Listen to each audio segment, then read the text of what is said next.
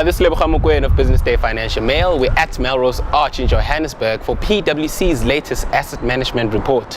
Megatrends aren't necessarily specific to the asset management industry. They're really big changes that we're seeing in the world that are going to affect all industries, all sectors. Project Blue was really trying to look at what are the megatrends shaping the world of tomorrow and start to reflect on what those megatrends actually might mean.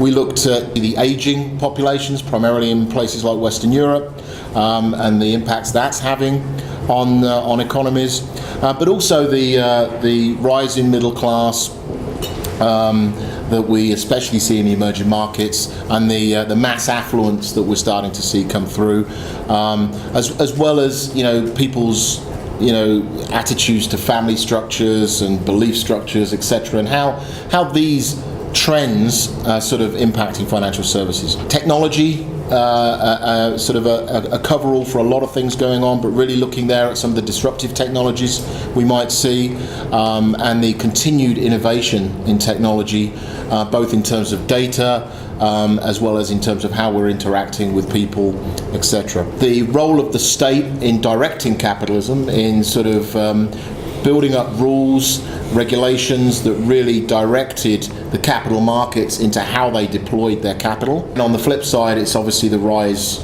of the sovereign wealth funds and the impact that they're having on the broader financial industry. The US, China and the UK, interesting, are the main focus for asset managers targeting countries other than their own. From a South African perspective, the main focus would be the other African countries.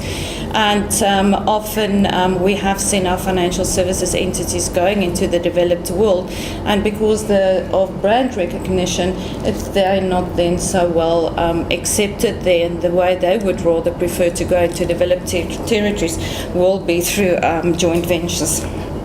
Regulatory compliance have been the main barrier to expansion, and also restricted to entry in the market which they want to go in.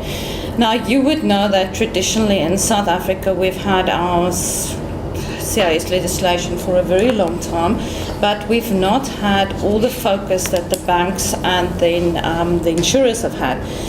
South African marketplace have cited in their response as a concern is access to distribution. The reason for that is, again, how do you reach the market segments of the lower income group in this country?